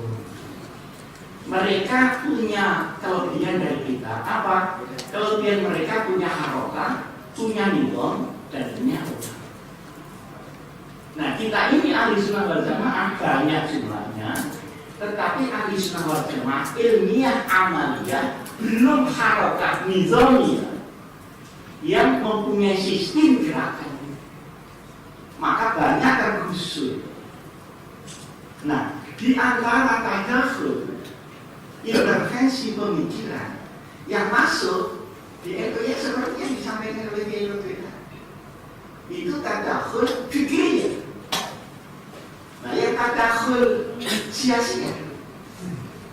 Nah, yang tadakhul episodenya. Ketepatan ini masuk intervensi pada saat NU itu menurun tingkat ruhul jihadnya. Dari mana menurun? Pertama karena kesulitan ekonomi seluruh rakyat yang miskin. Yang kedua, kita sudah tidak bisa mengendalikan anak-anak muda. Kalau saya NU, siapa yang jamin anak saya itu? Nah, di samping selama 15 tahun ini karena sistem politik yang ada di Indonesia, partai itu berdasarkan uang. Jadi sebenarnya partai-partai itu cuma satu, partai sembako. Jadi ya dalam Yolong, dan semua pemilu-pemilu itu selalu menunggu syairun, menunggu serangan. Saya ingatkan apa serangan paksa. Tidak mau. Loh, Yai saya ini sudah mulai kemarin menunggu serangan paksa. Lu kok tidak diserang? Artinya apa?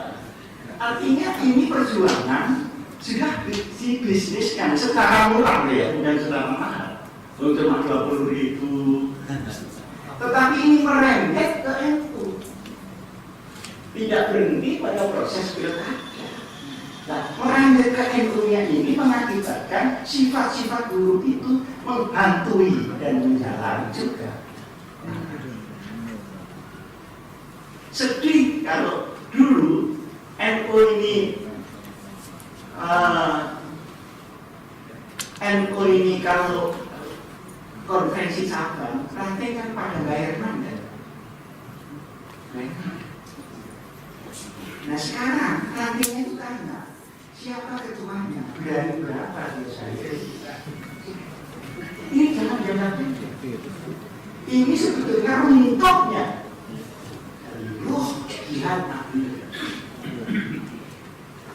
Nah, dalam kondisi begini maka NU sangat gampang dikuasai oleh yang punya uang. Sedangkan yang punya uang bukan kita.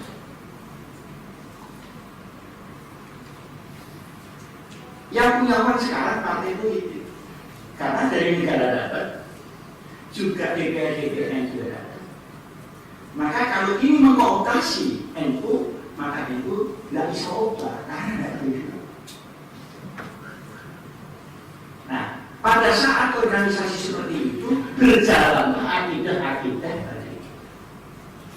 Jadi sebenarnya yang terjadi di muktamar alun-alun itu adalah orang-orang yang ingin menyusupkan akidah yang tahrif ini sudah jauh lebih siap. Nah, di atasnya menggunakan anak-anak kita yang hanya ingin jadi pengurus dan ingin kekuasaan yang tadi saya sebutkan, bersatu dengan cara-cara yang tidak akhlak 5 tadi disebutkan, maka jadilah seperti ini. Maka menurut saya sekarang ini mari kita berpikir, perlukah Sukoharjo mencanangkan khitoh jilid 2?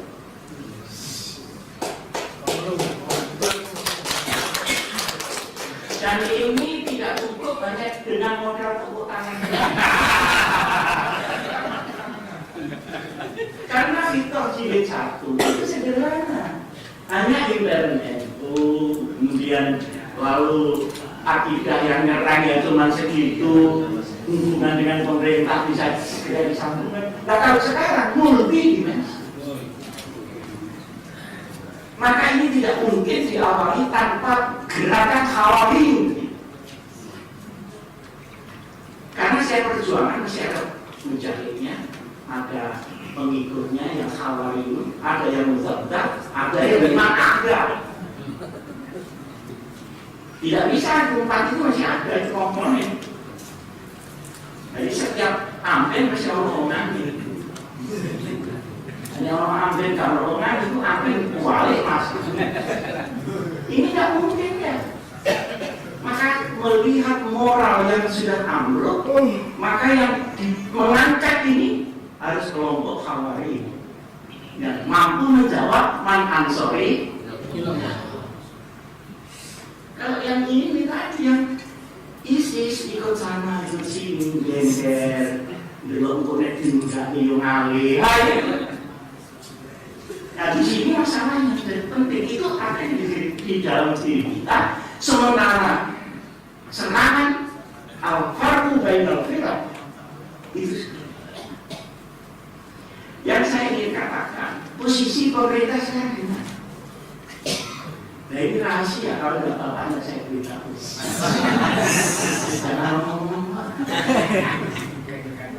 Pemerintah kita sekarang ini sudah perlu progres. Inginnya cuma selamat, jangan sampai ada katakan. Nah, sehingga dia selalu berpikir kalau ada progres itu dia juga kecil-kecil terhadap kepentingan negara sendiri yang sekarang ini sudah 4.400 itu dolar, benar? 15.000 hampir dari 14.400. Ini importir akan masuk karena dia jual rupiah membayar dolar. Ini sampai 5.000 15.000 kesulut sedikit, maka ekonomi akan menjadi dan lagi pemerintah itu kalau diajak ngomong ini akidah apa ya nyamuk kan nggak nyamuk. Misalnya bapak ketemu Pak Bupati, ini Bupati akidah ahli sunnah wal jamaah. Ini apa-apa aja di Bupati ini. Oh, mau aja diurusi logika. Tidak masuk di dalam mindset ini. Saya tidak mengabaikan pemerintah, tapi memulainya harus dari Khawarij. Tidak dari sana. Saya kira yang sedikit itu dengan makmurah, tapi yang banyak tapi bermasalah justru akan menjadi beban di dalam masyarakat. Nah, sehingga untuk khitoh jilid 2 itu yang kita hadapi tumpuk-tumpukan. Pertama, lintas ideologi internisme. Yang kedua, lintas ideologi ekstremisme. Yang ketiga, dominasi dan koordinat dan kooptasi partai politik yang memang punya uang. Nah sekarang orang-orang itu sudah mengeluarkan uang. Tadi jawabannya, saran apapun masih di bawah dolar. Sekarang nggak usah dolar, rupiah receh juga sudah di atas. Saya, ini keluhan saya itu sudah 2 tahun yang lalu diberitakan ke Kiai, memberitahu orang-orang NU, awas bahaya NU, bahaya. Yang dimaksud bahaya itu ya ini, angkat dimensi itu, bahaya lintas ideologi di NU, di Islam sendiri, lintas ideologi ekstrem Islam, politisasi yang mengkooptasi dan rusaknya kata milik dalam industri. Mau kamu memberitahu sama dia, mau aja dia, ini masalah seluruh Indonesia. Tapi saya menyampaikan kepada Kiai, saya nggak sanggup ya kalau harus berhasil, saya nggak sanggup. Kalau mau ngomongin saja saya. Nah, seorang itu sulit, orang yang banyak kepentingan, diberitahu supaya mengerti itu sulit. Nah kalau sudah mengerti disangoni orang itu tidak pergi lagi. Jadi mau ngerti malah tidak ngerti orang tidak. Ini ya wes tentang udah biar ya. Seperti orang kuning, ada dipimpin sendiri oleh Rasulullah SAW. Saya menyerahkan kepada para kiai karena saya kemampuan saya hanya teriak. Dan teriakan saya sekarang semuanya alhamdulillah terjadi. Berarti saya gitu. Sekalipun saya sudah sedih. Ya saya katakan itu semua kan. Mulai setahun yang lalu ucapan saya beritahu wilayah dan sebagainya. Nah sekarang gantian. Kiai bagaimana? Aku lupa ada. Astagfirullahaladzim. Assalamualaikum warahmatullahi wabarakatuh. Dan untuk selanjutnya kami mempersilakan kepada pengukurnya pada saat ini untuk mungkin ada teman-teman wartawan sudah di luar bisa masuk atau silakan mungkin dilihat di belakang. Kami persilakan.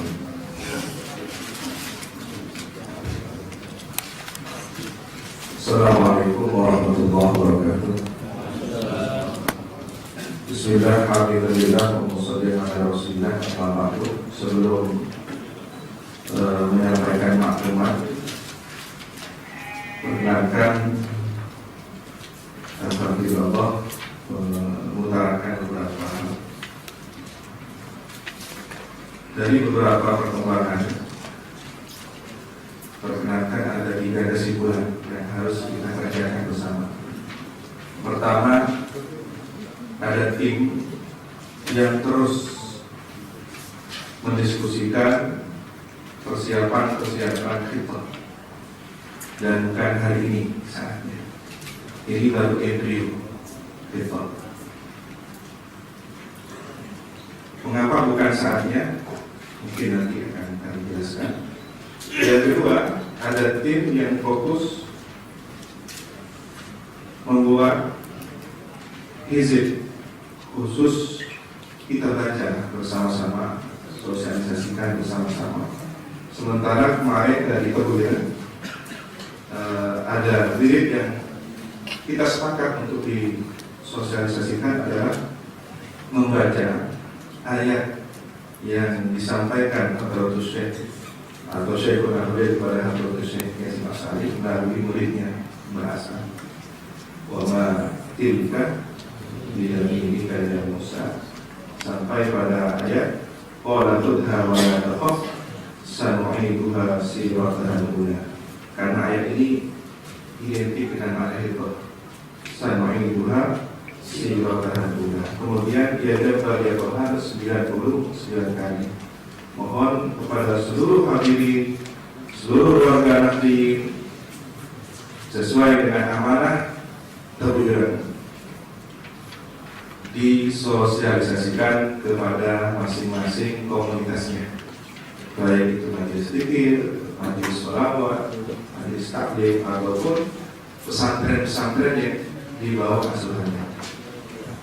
Yang ketiga, mengingat bahwa menjaga kemurnian napaktilas ini agar embrio suara khitbah yang diharapkan ini bersih, murni, tidak terkontaminasi dengan berbagai kepentingan, maka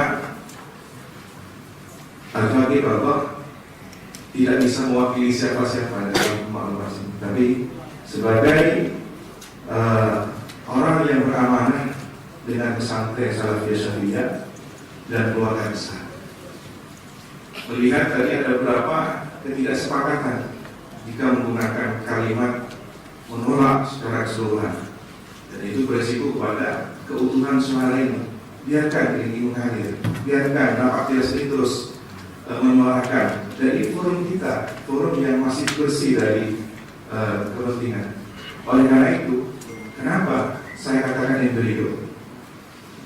Sekali lagi, saya tidak bisa berbicara logika, karena tadi ketika kita ziarah Maqbarah, beliau menyampaikan bahwa peserta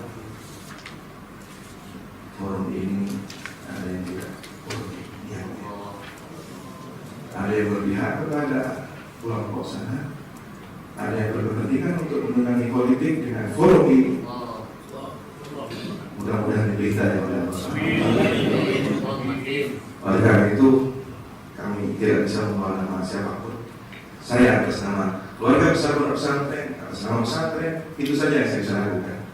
Kalau yang lain ini bersikap, itu sikap kelompok pribadi atau lainnya. Tapi demi menjaga embrio yang bersih ini, forum ini, napaktilas ini, jangan dikotori dengan apapun. Perkenankan saya membacakan maklumat yang sudah dibagikan. Bismillahirrahmanirrahim. Maklumat mufaroqah. Setelah mengamati dengan sesama, melalui pengkajian secara lahiriah dan batinnya, serta bertawassul kepada para ulama pendiri Nahdlatul Ulama, kami melihat adanya penyimpangan tata cara muktamar ke-33 NU di alun-alun Jombang 1 hingga 6 Agustus 2015, yang kemudian menghasilkan keputusan dan langkah-langkah yang menyimpang pula. Kami, pengasuh dan keluarga besar Pondok Pesantren Salafiyah Syafiyah Sukoharjo, Situbondo, Jawa Timur, tempat diputuskannya khitbah NU 1926, tidak dapat ikut mempertanggungjawabkan proses dan hasil muktamar ke-33 NU di alun-alun Jombang, baik pada umat Nahdliyin maupun kepada Allah Subhanahu wa Ta'ala. Oleh karenanya, kami menyatakan mufaroqah, melepaskan diri dari semua tanggung jawab, dan tidak ada kait-mengkait antara kami dan pengurus besar Nahdlatul Ulama hasil muktamar ke-33 NU di alun-alun Jombang. Kami menyerukan kepada para ulama dan warga Nahdliyin agar tetap teguh mempertahankan dan menjalankan ajaran Ahlus Sunnah wal Jamaah, serta mempertahankannya dari serangan akidah dan ideologi lain. Demikian maklumat mufaroqah ini kami buat dan telah sesuai dengan amanat Hadratus Syekh Haji As'ad Syarif, ditetapkan di Pondok Pesantren Salafiyah Syafiyah Sukoharjo pada tanggal 21 September 2012. Al-Fatihah lillahi ditandatangani. Sekali lagi sebelum diakhiri, kami tidak bisa membawa nama siapapun selain kami, dan itu dengan niat ingin menjaga keutuhan, kemurnian forum ini yang terus akan bergulir insyaallah, dan khitbah sebaiknya diserahkan kepada pakar khitbah Jember, pakar khitbah. Ada keluarga Kemal Siddiq, ada keluarga Kemuhid Zadi, dan beliau adalah mungkin saudara kembar yang tidak dilahirkan oleh orang tua yang sama. Demikian yang bisa kami sampaikan. sebelum ditutup ada pesan terakhir beliau, sampaikan kepada seluruh yang hadir, jangan jadikan NU sebagai proyek, jangan jadikan NU sebagai bahan konsumtif yang bisa dimasuki oleh jual beli akidah dari manapun. Maka merubah hal paling dasar ini sama halnya mempersiapkan NU menjadi ajang jual beli. Semua bisa membeli, semua bisa menjadi penyandang dana. Kalau benar-benar tulus dengan NU, biayai NU, perjuangkan NU dari kantongnya sendiri. Demikian yang mungkin bisa disampaikan. Assalamualaikum ihdinas siratal mustaqim. Wassalamualaikum warahmatullahi wabarakatuh. Demikian, jadi ini beliau berkapasitas anak masuk dan pondok besar Syafii Sukoharjo. Cuman kira-kira dari para hadirin setelah mendengar dari apa yang beliau sampaikan, apakah ini terlepas studi atau tidak? Apakah kira-kira bapak-bapak yang hadir pada saat ini setuju atau tidak dengan apa yang beliau sampaikan? Ya, baik. Dengan demikian maka pembentukan tim dari beberapa tim itu terus akan berlanjut, dan tentu bisa misalnya hari ini mungkin kita kumpul di sini ada Pak Andi Malu dan beberapa tim lain merumuskan langkah-langkah berikutnya, dan kalau di mana sudah berikutnya itu sudah agak lebih jelas. Saya kira demikian yang bisa kita lakukan pada siang hari ini.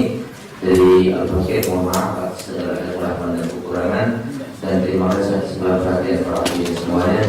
Waalaikumsalam warahmatullahi wabarakatuh.